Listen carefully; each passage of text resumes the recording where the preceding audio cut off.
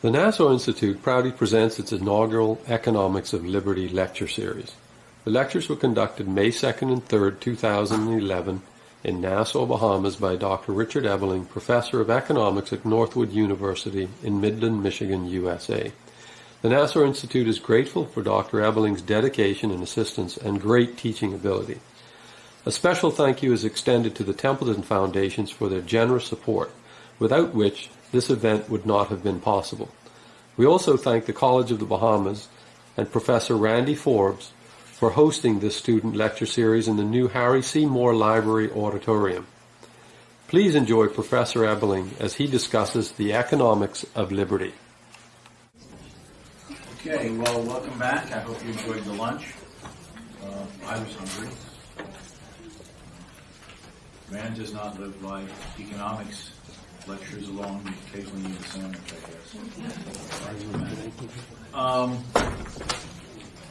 This lecture, the presentation for this hour, is called The Ethics of Economics and the Welfare State. But I sort of want to talk about this more broadly. We say the ethics of good works or charity versus the welfare state. It is obviously the case that whether a society is very poor or whether a society is relatively wealthy, rich, there will always be members of that society who, for one reason or another, physical ailments or disabilities, accidents that fall upon them or family members, circumstances that may be beyond their control, they fall upon hard times. And most great religions of the world and even people who are not religious have often felt that there is a sense of proper benevolence, a degree of a sense of sort of charitable philanthropy to assist those who fall upon difficult times, to give them a helping hand. Now, if we take that to be a given, I mean, virtually every great religion, as I said, emphasizes the importance of doing good works, to be charitable, to be helpful to one's neighbor, and so on. The question is how best to approach this. Now, through most of history, there was no modern version of the welfare state. That is, the expectation that government would tax the population and then through various government agencies, bureaus, or departments, redistribute that which had been taxed to then transfer to various individuals or groups in the society who in one way or another were deemed as needing and deserving. Through virtually all of history, this has been done by individuals or private organizations, sometimes organized private organizations. For example, in much earlier times, such as the Middle Ages and beyond, it was taken to be the responsibility of, in Europe, for instance, of the Catholic Church. Individuals were expected to tithe during the days of their worship. The tithe sums would go to support the good works, among other things, of the church establishment, and the church was expected to provide this.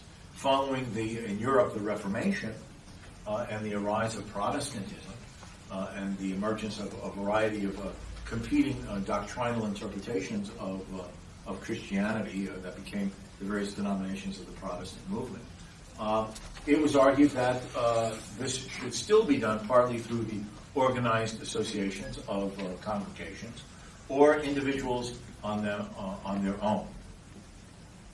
So there obviously was a recognition since early on that there are people who are in conditions less fortunate than ourselves, and any sense of decency, humanity, shared sense of belonging, together in one form, just other human beings, there but for the grace of God go I, a sense that one should give a helping hand. It is only in relatively modern times that there emerged this idea of these responsibilities, duties, and obligations being transferred from individuals or private groups and associations to the hands of the state. And it's kind of paradoxical that this should occur, or should have occurred, because it was during the period when government began to intervene, control, regulate the least, that is, in the 19th century, particularly in Great Britain and the United States, that the greatest degree of private charity and philanthropy bursts forth upon the scene. Now, in the 19th century, and I'm going to use mostly British examples, there emerged, beginning at the beginning of the 19th century, what are called the Friendly Societies. Friendly Societies. Friendly Society. Now, doesn't that sound friendly? Yeah, it sounds very friendly. Friendly Society. They began in the early 19th century as insurance associations to provide death benefits. It's the early period of the Industrial Revolution.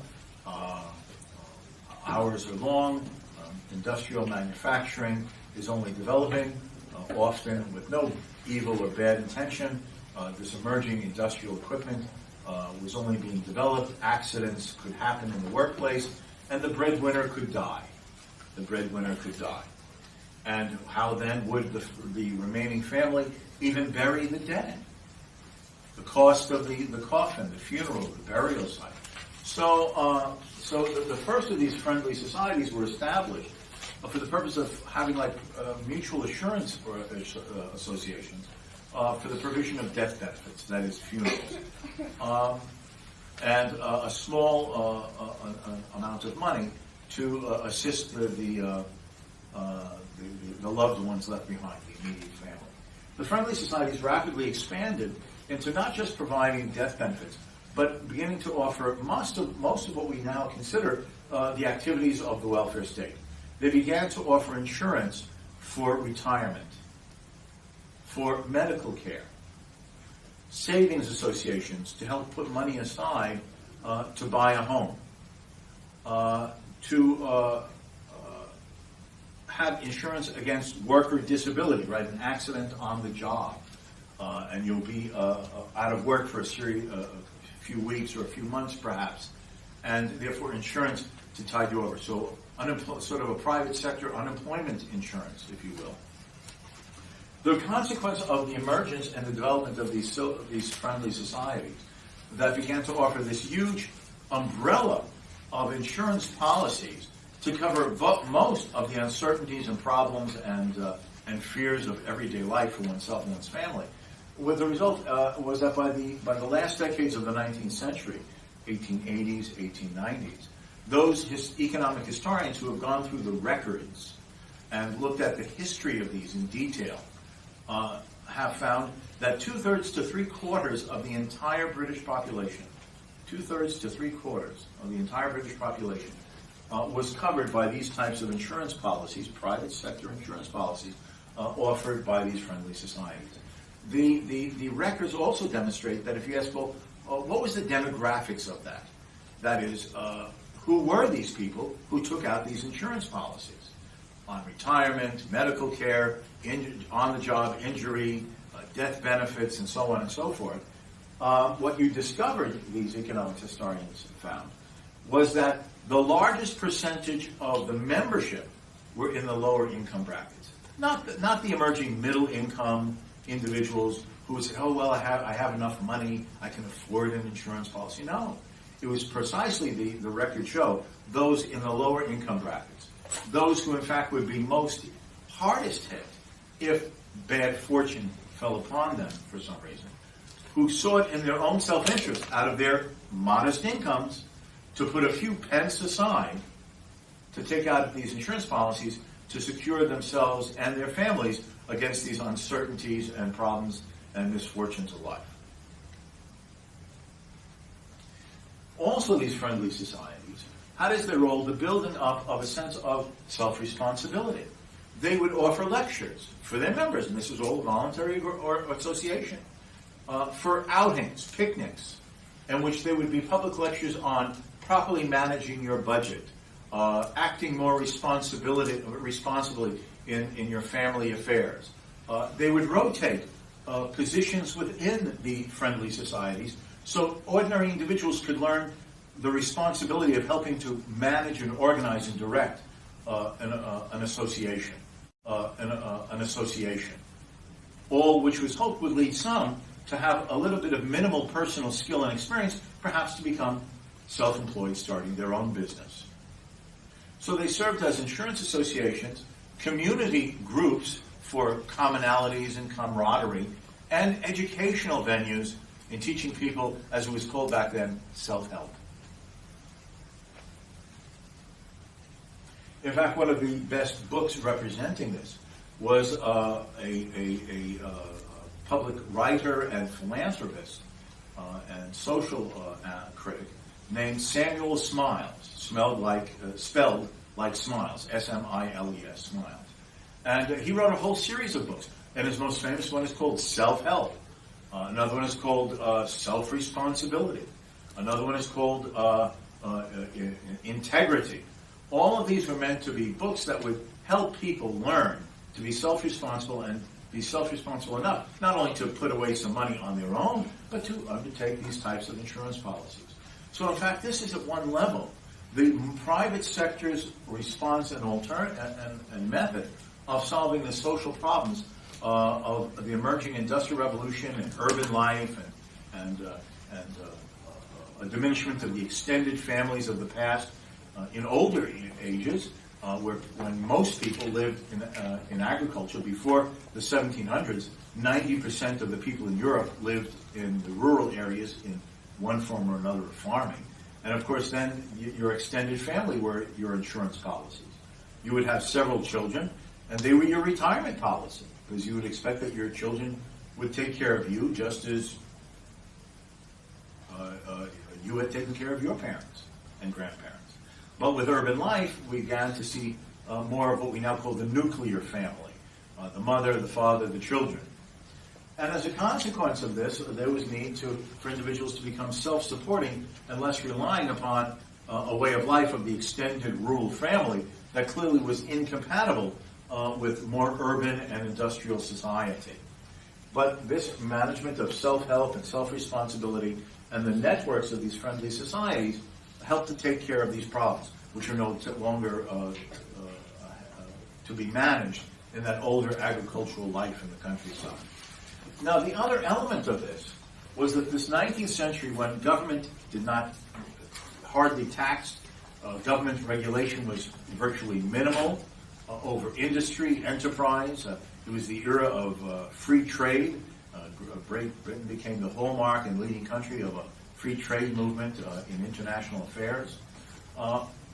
And it was also the period in which whatever types of local or government, what now we would call financial assistance, may have existed, was reduced. It was not considered in this era of old-fashioned liberal individualism to be the responsibility of the state. The welfare system that had prevailed, in fact, from the time of Queen Elizabeth I, was radically diminished and reformed. What were known in England as the Poor Laws. I'm sure you've probably seen some reference to this in some history books. It was radically reduced and almost abolished. Now, this meant that charity fell upon the private sector. And rather than people dying in the streets and nobody caring, in fact, this era of laissez-faire, limited government, most burden and responsibility on the individual with minimal government and in doing anything, actually became the era of cultivated, blossoming, and growing private charity and philanthropy. Now, it is true that much of this in Great Britain, for instance, was fostered and cultivated on the basis of a strong religious faith. Many Christians in Great Britain believed that it was a religious calling that called them to do good works. Their calling was to bring souls to salvation, right? To proselytize. But when men are poor, when they are feeling hunger from a lack of meal, when they don't have a roof over their head, when they're concerned about the conditions of their family, how can they concentrate their attention on hearing your message about God and salvation when they are merely concerned with the growling in their stomach? So they believe that if we are going to bring souls to salvation, we must combine that with helping those in need to improve their material conditions of everyday life. And so there emerged vast networks of private charitable associations. It was the era of the emergence of a network of orphanages for the children whose parents had died or had abandoned them. It was the era of the emergence of private, both secular and religious, charity hospitals throughout Great Britain, and through them other parts of the empire. It is the era of the establishment of outreach organizations, such as the Salvation Army.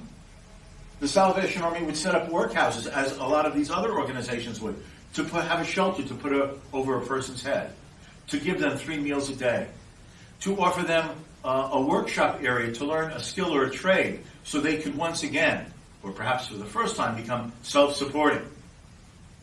All of this was seen as a way to help one's fellow human being, and then through that have the opportunity to proselytize, to save their soul through the faith.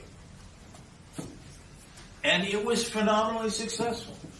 Indeed, again, economic historians who have looked at the data from that period have pointed out that by the second half of the 19th century, 1870s, 1880s, 1890s, the amount of private sector charity and philanthropy was of such a large amount in Great Britain that total charity, the monetary value of charity in Great Britain, was larger than the state budgets of some governments on the European continent. It was estimated, again from the records, that middle and upper class women in British society were devoting anywhere from 15 to 25% of their free time to just charitable good works. Working in a soup kitchen, working at a place where clothes were donated to give to the needy who couldn't afford to buy new clothes, to maintaining shelters where people could find a place to sleep and be given this assistance. So it was not only monetary charity, but in-kind or personal giving of one's time charity. Large and famous people collaborated and associated in this. Cadbury Chocolate, the Cadbury brothers, organized several charitable endeavors for this purpose, as did Lever Brothers, of Lever Brothers Soap.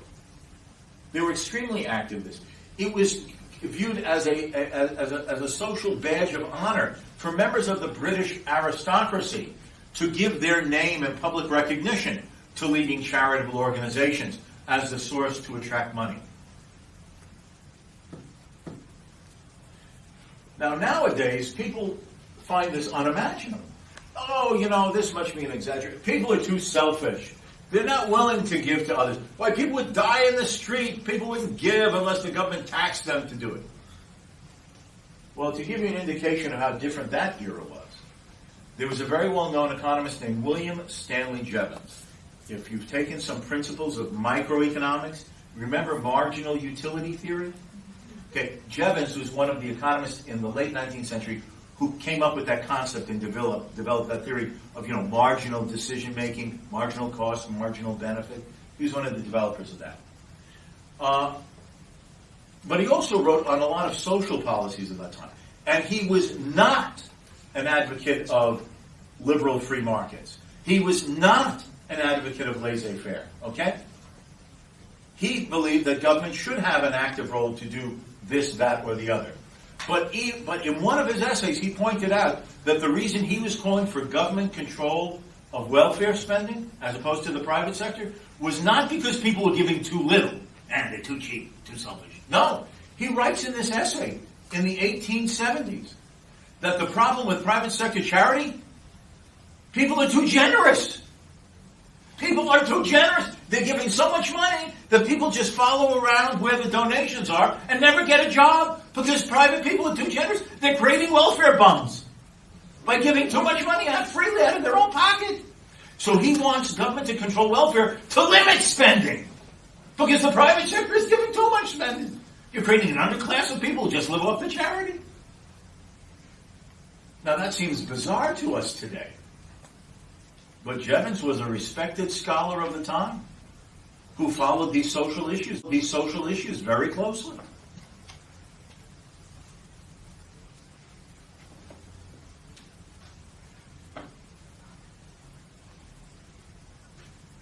So in fact, one can say that by the late 19th and the early 20th century, the private sector had proven and demonstrated its viability, its effectiveness, its success. So how did the modern welfare state come about? Well, it's a very interesting history, and it did not originate in Great Britain. It originated in Imperial Germany. Imperial Germany of the second half of the 19th century was the hotbed of what now we call social welfare state policies. Many of the economists, many of the political scientists, many of the historians rejected that free market economics. That free market economics is not valid in Germany. It's wrong-headed for England. We reject all of it. We believe that there is a necessary and essential place for the government. And so these economists, who became known as the members in Germany as the German Historical School, said that it should not be viewed as the responsibility of individuals to be concerned with charity, good works, support for the needy in society. It is naturally a duty of the state. The state embodies the will of the people. The state represents the common good. The state is the essence of a sense of community. And therefore it should always be the state who guides and directs this. Now they found a champion in this, of all people, the Chancellor of Imperial Germany. And who was that? The famous Otto von Bismarck in the 1870s and 1880s. Now why did Otto von Bismarck support these welfare state programs being brought into existence and get the Kaiser, right, the German emperor, the Kaiser to go along with it? Well, you see, Germany had been democratizing. It was still an absolute monarchy, but they had established a parliament, which they called the Reichstag. And to the extent that they were extending the voting franchise and more people were voting, a party that emerged and was getting increasingly more seats in the parliament was the Socialist Party, the German Socialist Party, the Social Democrats. And Bismarck and the Kaiser became very concerned that if the Social Democrats kept getting more and more seats in the parliament, they would finally become a majority. And then as a majority, and in spite of the Kaiser being the monarch, they would attempt to implement socialist legislation. And the workers would be won over to a socialist revolution. Well, how to prevent this? Well, what Bismarck said to an American admirer of his, my purpose in advocating the first social welfare pieces of legislation was to bribe the workers, to have the state provide these things from them, from the existing political order, the conservative parties, the king, the Kaiser. And on that basis, make them feel that the existing order of things was benevolent and caring for them, and then they wouldn't go over to the more radical socialists, that they would support the existing status quo, political status quo. So Bismarck's motive was just everyday corrupt politics, bribing people to support the existing parties. And what did he support? And what was brought into legislation at that time? Well, the first government pension plan, the first national health care, the first worker compensation, the first guaranteed vacations, the first minimum wage, the first programs of pervasive public education. So Bismarck instituted, for politically motivated reasons, to sort of co-opt the socialists, all these networks of what we call today social safety nets that we call the welfare state. And with these German historical school figures who were economists, political scientists, philosophers, historians, they all made the case, the state is the embodiment of the people. The state represents the spirit of the nation.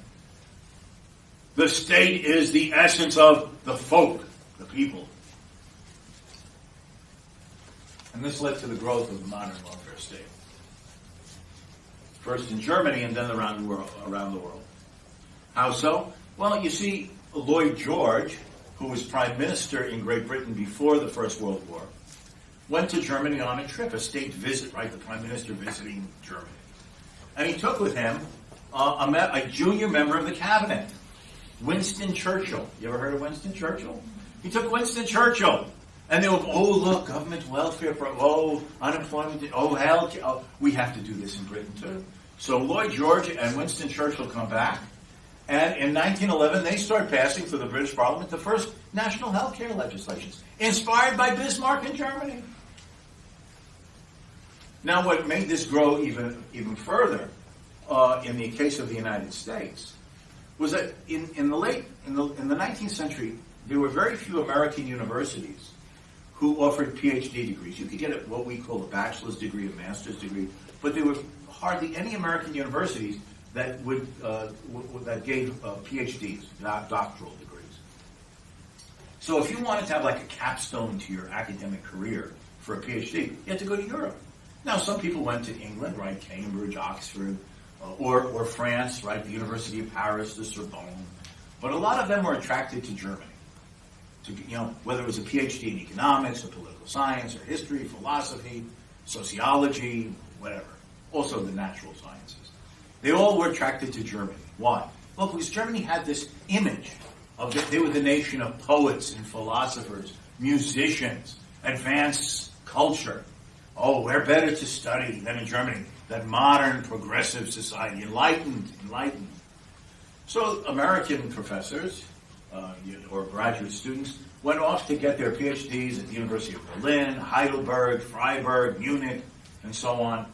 And they were all imbued with these welfare state ideas from their German professors. And they came back. And they ended up being the herald, the basis of these social welfare reform movements in the United States before, during, and after the First World War, which began to particularly accelerate in being implemented in the 1930s with Franklin Roosevelt's New Deal programs when he was elected president in 1933. That is the origin of these things. It was this idea that the state would bribe people for political support, as in Bismarck's crass, political manipulation sense. This idea, though, the state embodies the common good. It should be taken out of the hands of private individuals.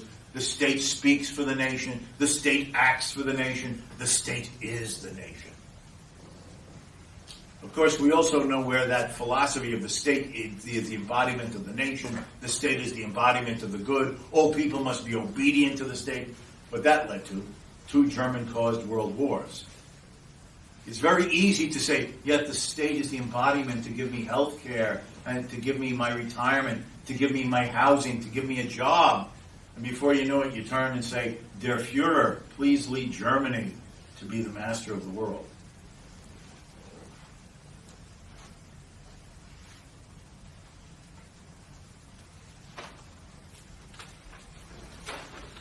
Now, while that is the historical origin,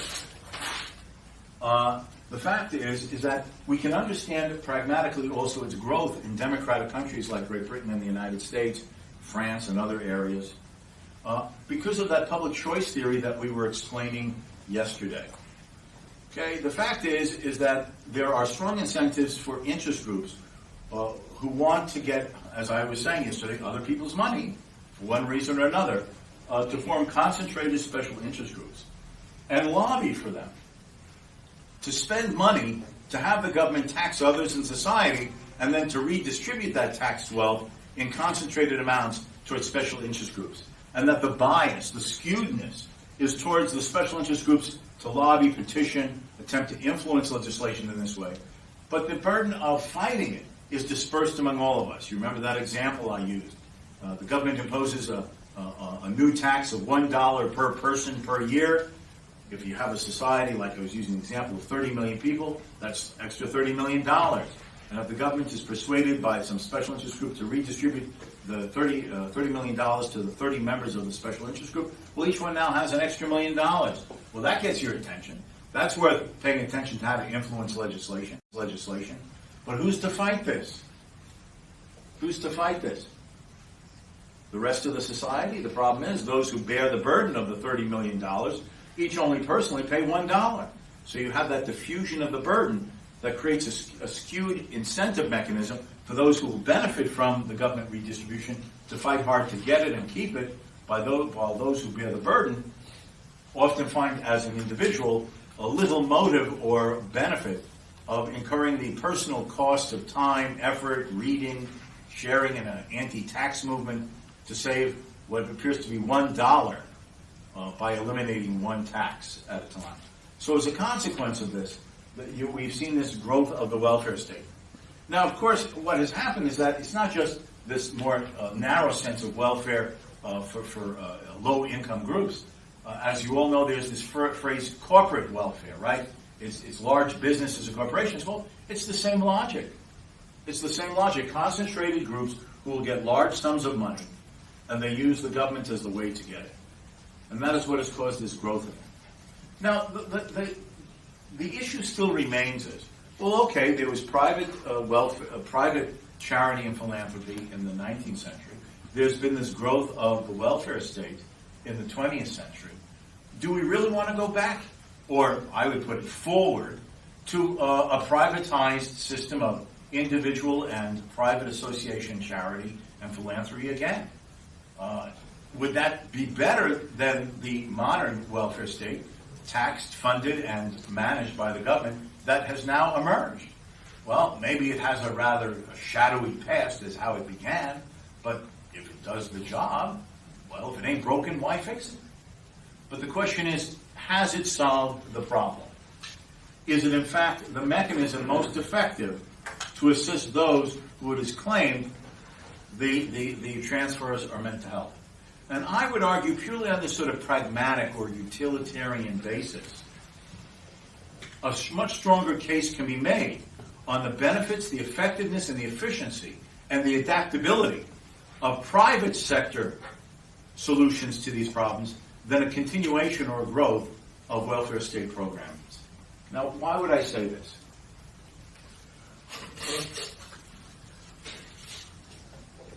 Okay.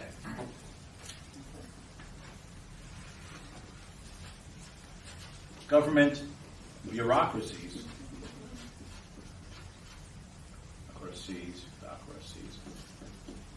impose one size fits all. Government bureaucracies impose one size fits all. The fact is the program is set up. It sets up conditions and bases of eligibility, requirement, and deservedness, and it makes everyone to conform to that. But the point is, people who fall upon hard times are not all the same. Each of them, to use that language I used when we talked about Hayek and knowledge yesterday, everyone has their own particular circumstances in their localized position of time and place in the society. Everyone's condition is unique, special, different. People are not the same. But the bureaucracy tends to homogenize everybody for bureaucratic management purposes into large clumps of groups. How do you know that this is the best way to assist people who fall upon these problems, or have had these difficulties, or specifically are dealing with these hardships or hurdles to overcome as private individuals who have fallen upon these hard times? Therefore, it tends to be a one-size-fits-all, not adaptive and flexible and nuanced to fit the particular needs of the specific individuals or subgroups to whom assistance seems worthy of being given.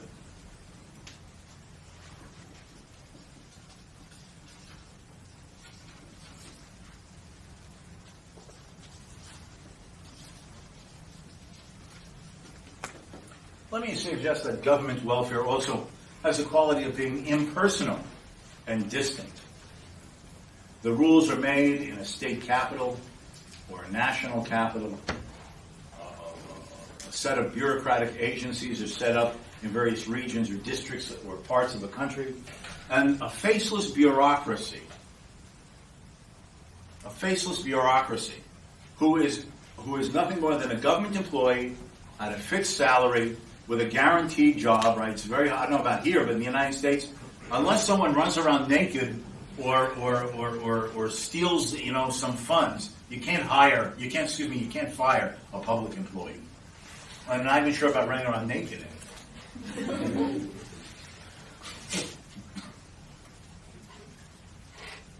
So it's sort of a faceless and nameless bureaucracy that people deal with. Fill out the form, wait in line, we'll decide if you're eligible, come back Tuesday. A faceless and impersonal bureaucracy.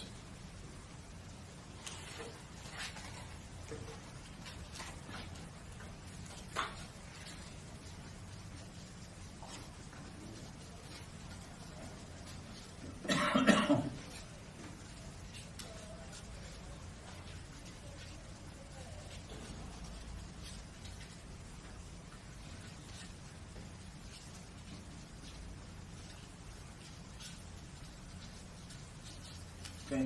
No or little incentive to solve the problems of those needing help. Okay. Little or no incentive to solve the problems of those needing help. You know, you're hired in one of these government welfare bureaucracies. What's your job? Do the job description. Handle this caseload, fill out these forms, make sure that the paperwork is taken care of, show that you met some basis or standard of a number of cases you dealt with per week or per month. And then you've done your job. It doesn't matter whether the people have been made better off or worse off. All you have to do is just fill the job requirement. If you succeed in helping the people, if you fail in helping the people, if you're sensitive towards them, as to whether you're indifferent and callous towards them, it doesn't matter. As long as you've met the job description, it doesn't affect anything. The money comes from the taxpayers. You've met your civil servant job requirements. You come to work at 9, you leave at 5. Who cares? It makes it a totally perverse set of lack of incentive for any improvement for those who are supposedly coming to you for help.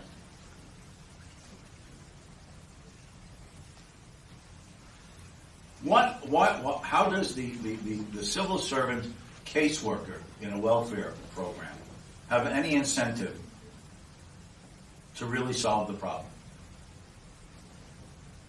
Even if they have come to the job with the enthusiasm of feeling that they want to help others in society, it's a fine motivation. But the very nature of the bureaucracy is to fill out the forms, meet the caseload, take care of this, give your report, go home. It's a very dehumanizing process that destroys and makes perverse the incentives.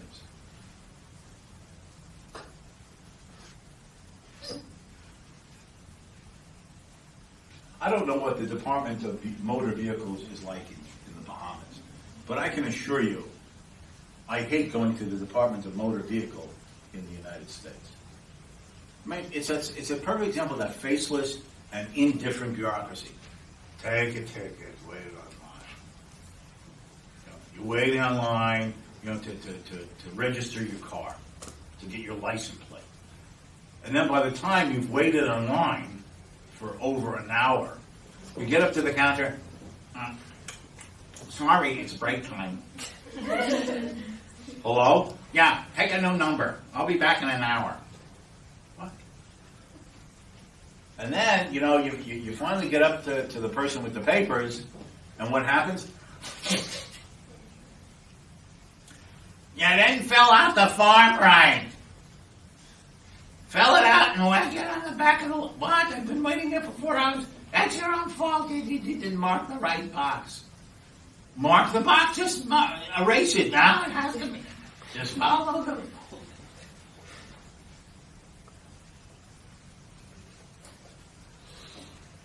By the way, compare that when you shop in the private sector. Can I help you? What are you looking for? Let me know if I can give you any assistance. In the private sector, it's very simple. The customer is always right and it's service with a smile. Why? Because the customer can go elsewhere. And these government bureaucracies, they monopolize it. Where are you going to go instead?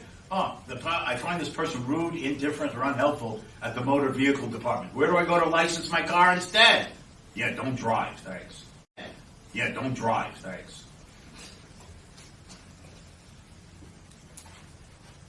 So this is what happens here.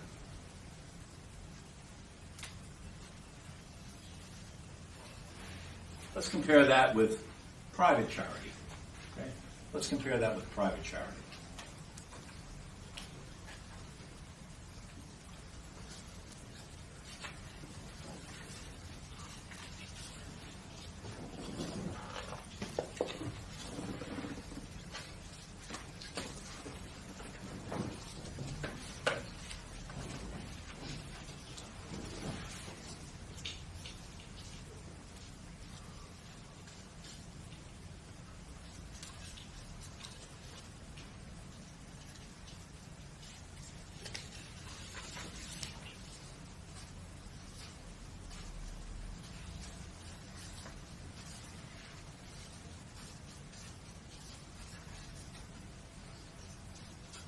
First, individuals and localized charitable groups can focus on and be attuned to the specific and diverse needs of different people.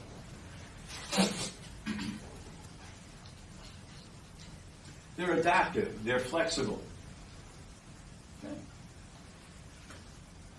Often people get interested in these things because of something that's befallen a family member or a friend.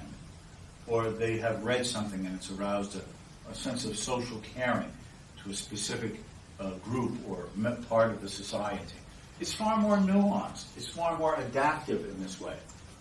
It's far more focused not on individuals as, blind groups of people, the poor, the homeless. Well, what does the poor and the homeless mean? I mean, those are individuals. And when it's more guided by individuals or localized, flexible private groups, they can be more attuned to and adaptive and receptive on the specific needs and circumstances of individuals or smaller groups that have certain common characteristics, rather than these one-size-fits-all. In addition,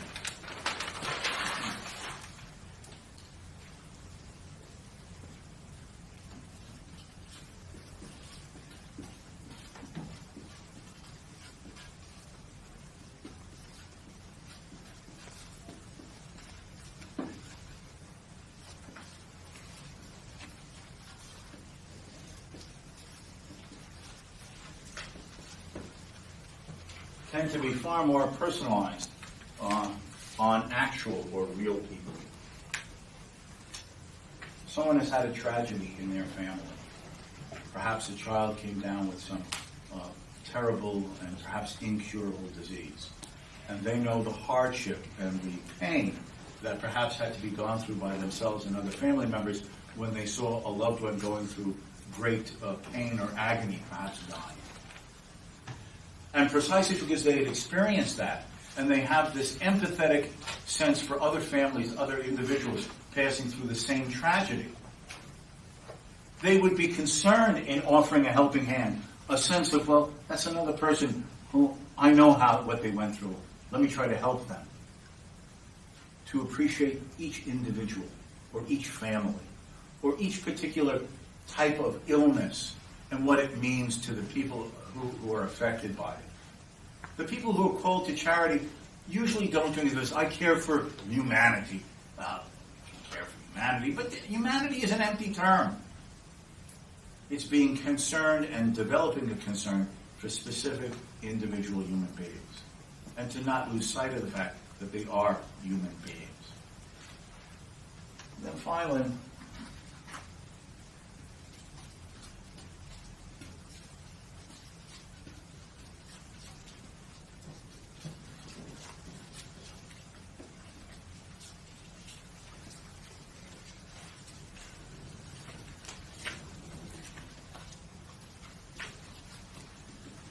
more responsive incentives to solve such social problems. Why?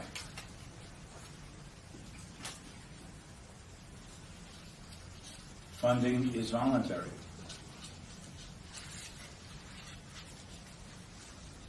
Okay, funding is voluntary.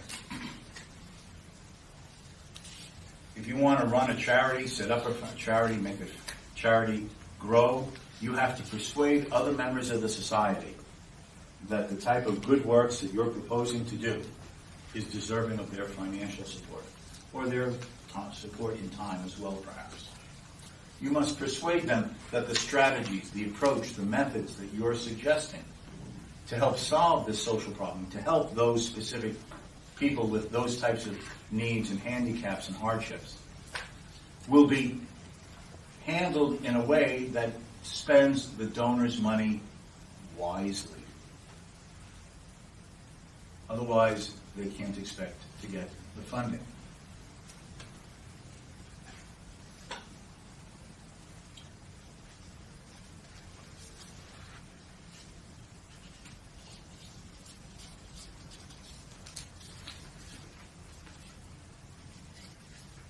Result or outcome focused. Result or outcome focused.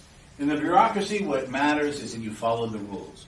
The person came in, he filled out the form, you checked the form, you found eligibility or not, you said yes, you said no, a check is cut or a service is provided. End of story. Doesn't matter. Just see that the bureaucratic rules are followed and you've done your job. And precisely because of the voluntary nature of the giving, those who work in the organization, who manage and head the organization, have to be concerned not with telling the donors, well, we had that, anybody who seemed eligible fill out a form. See how many forms they filled out? No, the donor's not concerned with that. Fine, they filled out a form. Did you solve the problem? Did you help make it better? Did you do something that you said was going to assist in improving the conditions of some people in society? Are people better fed? Are there people who are homeless who have a roof over their head? Are there some people who were suffering from illiteracy? Do you help educate them in better reading and writing? People who are unskilled, how are they going to become productive enough for a decent paying job? For a decent paying job.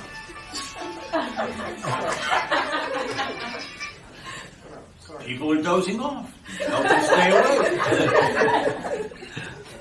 But they filled out a paper that said they wouldn't doze off. Well, but are they dozing off? Okay.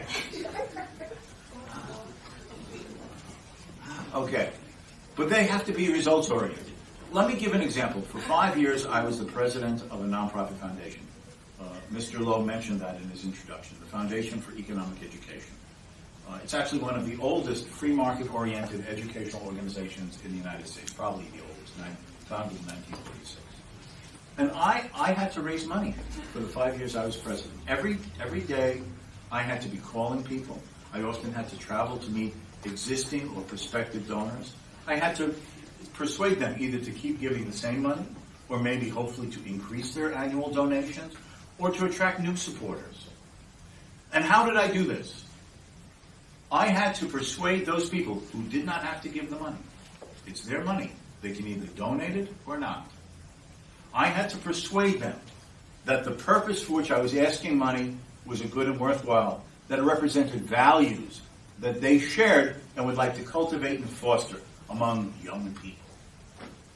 Second, I then had to demonstrate to them that we spent their money wisely. Look here. This is what our overhead was. This is how much actually went for outreach, publications, seminars, programs. So that overhead was only a small percentage, and actual programs to do the educational work that we've asked you to support us is where the bulk of the money went. Right? No wastage in overhead. Management costs. And that it reached the people who we were proposing to reach, either adults or students. We also did adult programs on economic themes and topics. And that these are the groups we were able to reach out to. This is the type of things that were talked about or written about. These are the responses as measured or calculated or estimated in various ways of the response of the people who read the things we published or participated in the seminars that we put on, et cetera, et cetera, et cetera. Results. It's worth you giving some of your hard-earned money. We're going to manage your money wisely and efficiently in a business-like fashion. So that we're minimizing costs and getting the most out of your money for the purpose for which you've given it, and here are the results. And there, sir, please, given this track record and our plans to even try to do more and better of the same, might you please consider giving another donation this year? And all things considered, if you can afford it, how about some extra money so we can expand what we're doing? I had no guarantee. I couldn't demand anyone to pay. I wasn't getting taxpayers' dollars to say, who cares if they like it, or who wants to go see them, I get it. No. I had to interact with these people to demonstrate that their money being given for that purpose was worth it and well spent. That makes you very focused on result and outcome. Now I did it for educational purposes, right? Outreach on economic ideas to various audiences, either written or programs, like lecture programs. But the same thing applies to other activities. Medical research for some terrible disease. Rehabilitation for those who come down with some physical ailment. Helping those who are underprivileged to have a better education or some workplace training so they can become self-supporting. Helping people find a home and shelter. Hospital coverage, orphanages, as it was done in the 19th century. All of those prospered and grew and were effective because they had to be. Because the next time around, the donor could have said no. And there's also the fact that it's not a monopoly under the government. It's not the monopoly under the government. There are other educational organizations of many different political and economic points of views, including economic educational organizations that have views similar to the one that I led. Well, how is your program better than theirs? In what way was your method and technique and outreach approaches superior or more effective than theirs? And how are you reaching a group supposedly different than the ones they were trying to? They're trying to reach out with the dollars that they get from donors.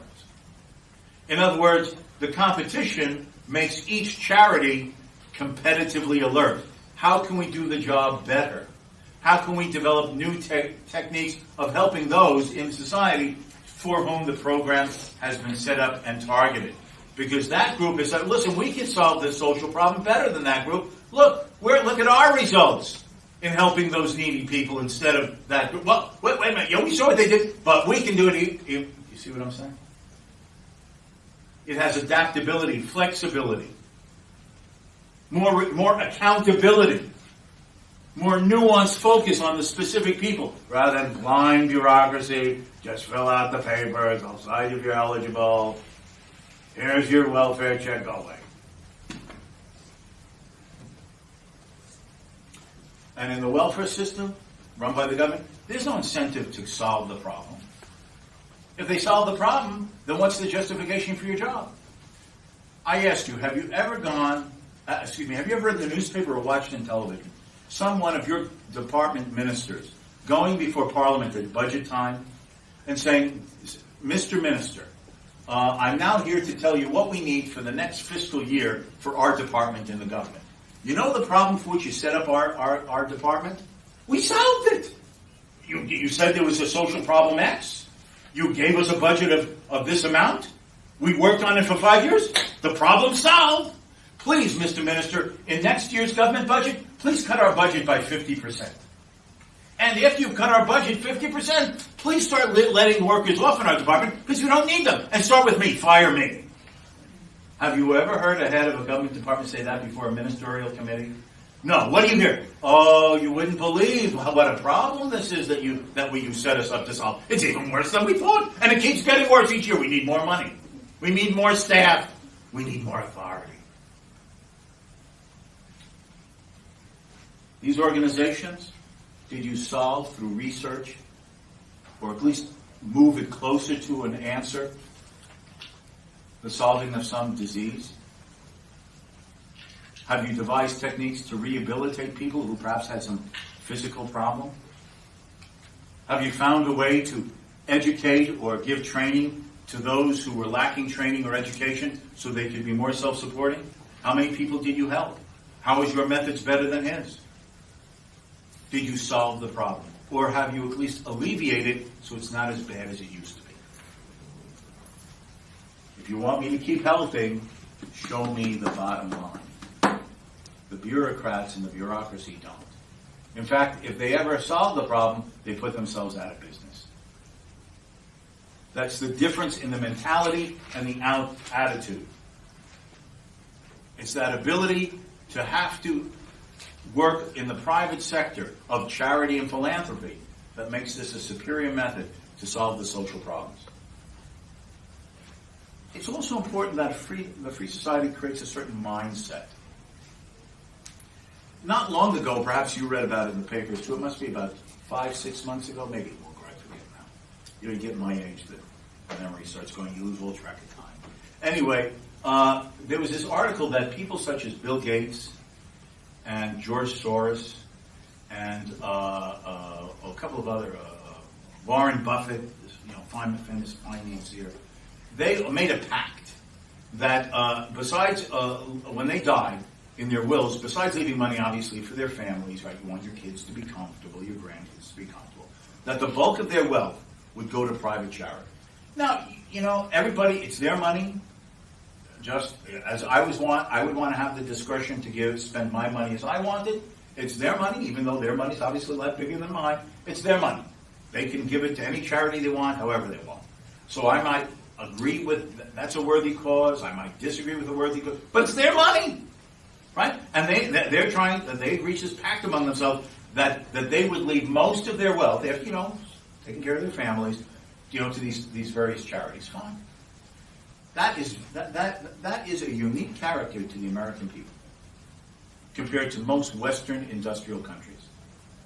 In spite of the level of taxation that the U.S. citizens pay, Americans give in private charity literally hundreds of billions, not tens of billions, hundreds of billions of dollars a year, and give of their free time, right? Working, free time, a few hours after work on a weekend or something, to work in a volunteer at a hospital or in a shelter or something, right? In-kind donation. Europeans have lost that. Shortly after this thing came out about Gates and Soros and Buffett and these others, the German weekly news magazine Der Spiegel ran an article in which they asked several German businessmen, wealthy businessmen, prominent members of German commercial society, would you sign such a pact? What was the response of these German businessmen? It's not my responsibility. I paid my taxes. Who am I to allocate money for these causes? It's the government's job. The fact that the government has done this for so long and to such a monopolizing degree in a country like Germany has desensitized everybody. They don't even think they have a responsibility to their fellow man anymore. I paid my taxes. And they don't even consider that. Here, managers of huge corporations, executives who oversee, hundreds, thousands, tens of thousands of employees, manage the funds of billions of dollars. I'm not intelligent enough to give to a charity. Oh, that's the government's. What? You've lost all sense of proportion? That you don't even think yourself confident to decide what to leave some of your money for a charity? Oh, no, it's the government's job. That's desensitizing, dehumanizing the human being towards his fellow man that this welfare state does. I paid my taxes. It's not my job. That's the bureaucrat's responsibility. No. There's an element in each one of us as a decent human being to be concerned with the condition of our fellow men. That doesn't mean you give your life for it. I mean, we have family, we have friends, but certainly just as you give times to your family and your friends, if you can afford it and you have a sense of a decent calling, to give a little bit, even a sense of just humanity towards others. And that is what tends to be fostered, because in the free society of the type I've been talking about, if you don't do it, it ain't going to be done, because the government doesn't. That makes a person ask himself the question, what am I responsible for? What does it mean to be a decent human being? To be a decent human being. What does it mean to have a proper sense of shared community with others? Not enforced through taxes and regulation, but as a human being associating with others because we choose to, because we think it's a good cause.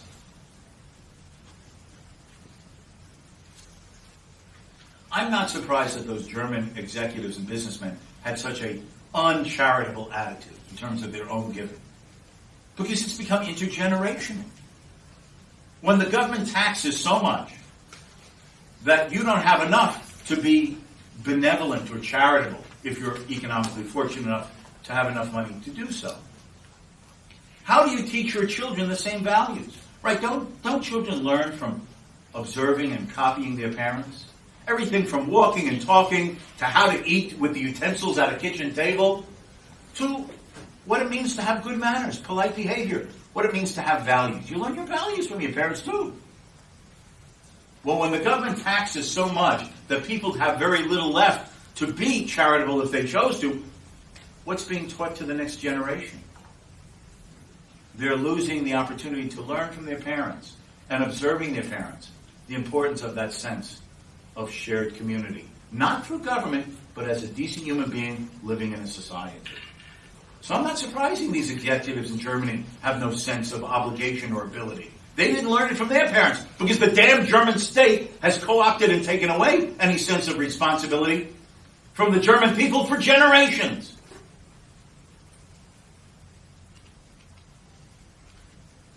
I think we're a poorer world because of it. I have more confidence in each and every one of you if you were given the opportunity and the chance and the sense of a feeling in your own mind and inside that this was the right thing to do. If the government didn't tax you, if the government didn't block you, if the government just left you alone to live your life and try to be a decent person, which includes some of this. As opposed to just being a cog in the political machine. That's the ideal that I would like for us to restore in each and every free society. The United States, the Bahamas, Europe, everywhere. Because it means just being a decent human being. And you can only be a decent human being when you have the freedom to try to be so. And to be motivated to even discover what it means, rather than closed and shut off by a state monopoly of bureaucracies that are more concerned with shuffling papers than solving the problems that occur when you're doing it on your own or with people of shared beliefs face to face with other human beings. Thank you very much.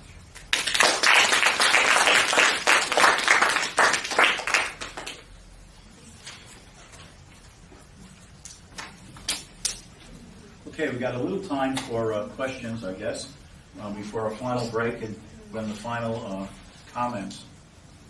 Any questions about any of this?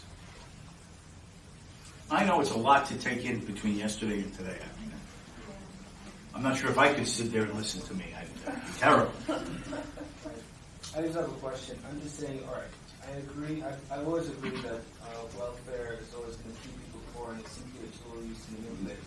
But now that it's so widespread, to just eliminate welfare, you already have generations have been going through it. They don't have the skills to get rid of it.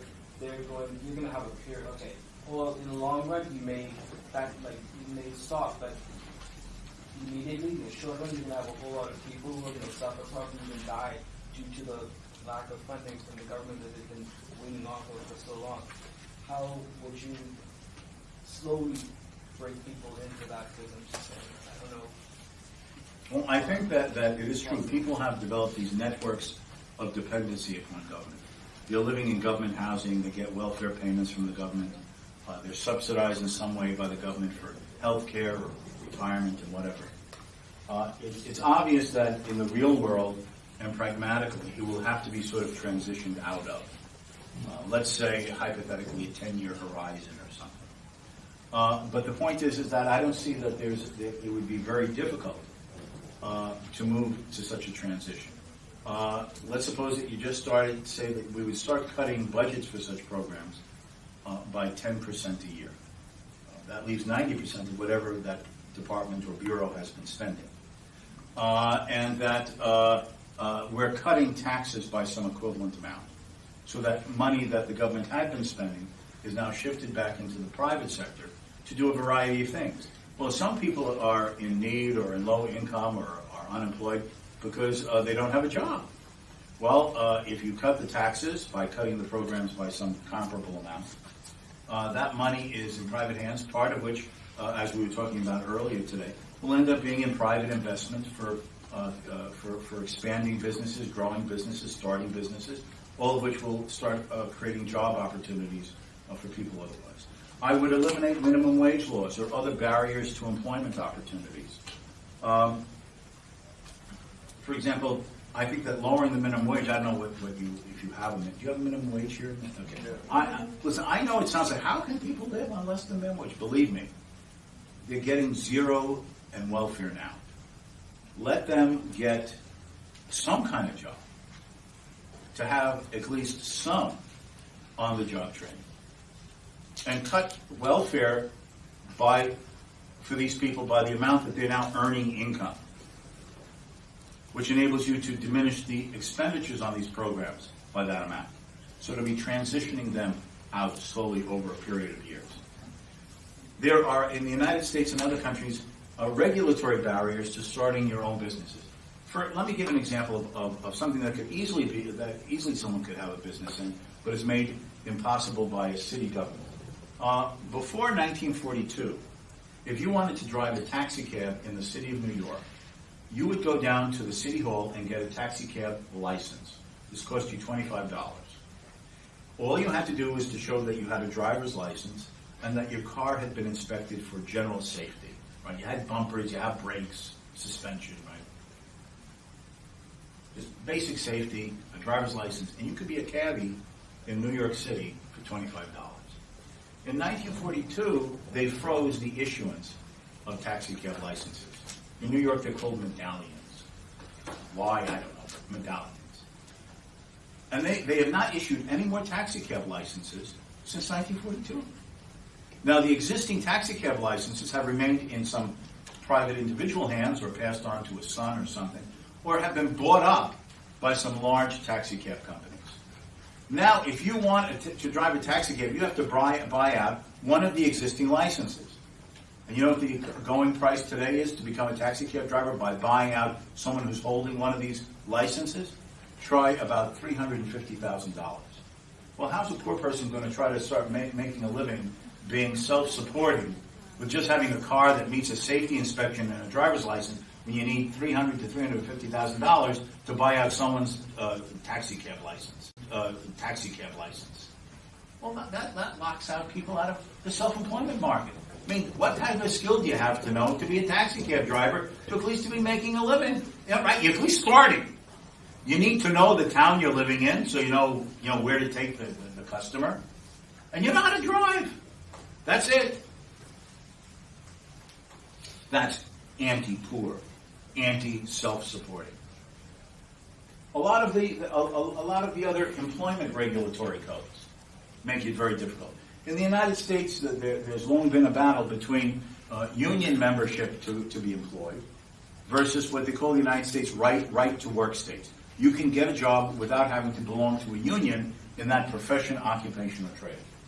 Historically, unions have often worked as barriers to entry of new workers because you want to limit the supply of workers to keep the wage up, right? Supply and demand. The smaller the supply, the higher the price. The fewer workers competing against you in your particular occupation, the higher the wage. So they have union barriers.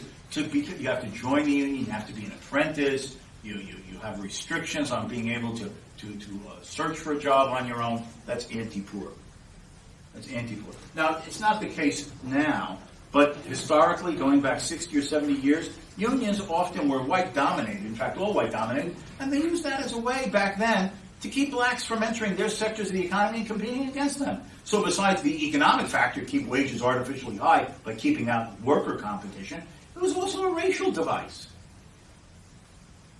Now you can go down the line of a whole variety of such ways that government regulations, restrictions, production controls make it extremely difficult or more difficult for a person to start a business, to begin a business, to manage a business, to be self-supporting. Or minimum wages that raise the cost of employing people.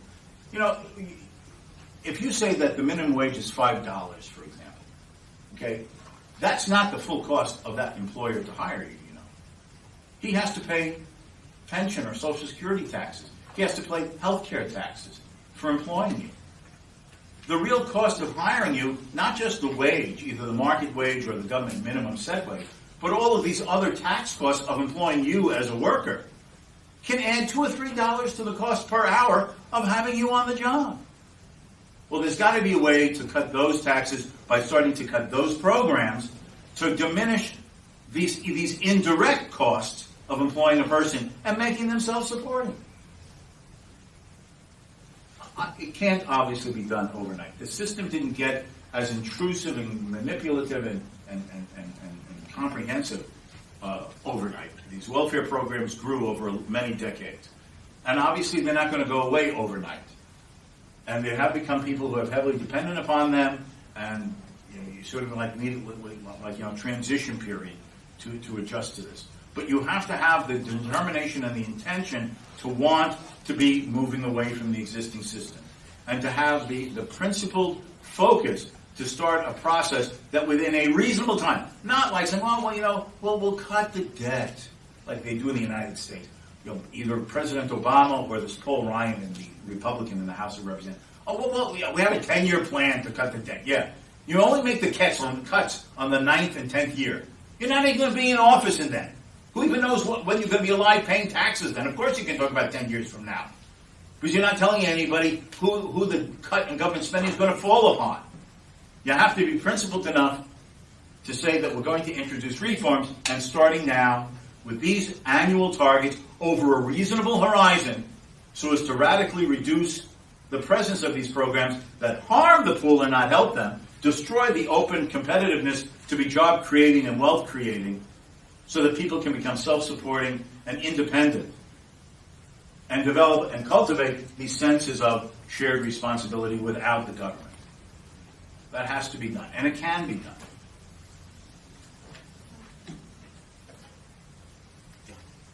What will become of, children from disadvantaged families, or let's say the adults are irresponsible, they have poor judgment, and they pay for their mistakes, so what becomes of their children in terms of education and health and support?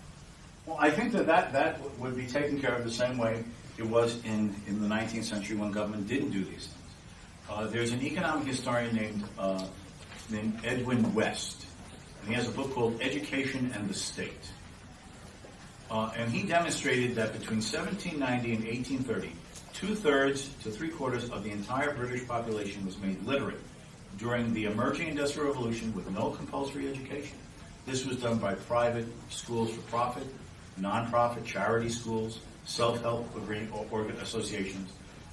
And the British population was made literate at a time of mass poverty, long works in the industrial factories of that time, so that in one generation, virtually everyone in Britain was made literate. When before that, everybody except for some people in the church and the aristocracy, everyone else just put an X when they had to sign a document because they couldn't even write their own name. Also, the problems of abused children, underprivileged children, abandoned children. As I was suggesting, in the 19th century, there were these wide associations of charitable hospitals, charitable orphanages, charitable children assistance organizations and groups. There's an entire literature about it that sort of fell through the cracks and has only been recently been rediscovered and written about this period. Now, does that mean that nobody ever falls through the cracks? Of course they do. Does it mean that no person is ever going to be abused by a parent? Of course not. I mean, you can't make a perfect world.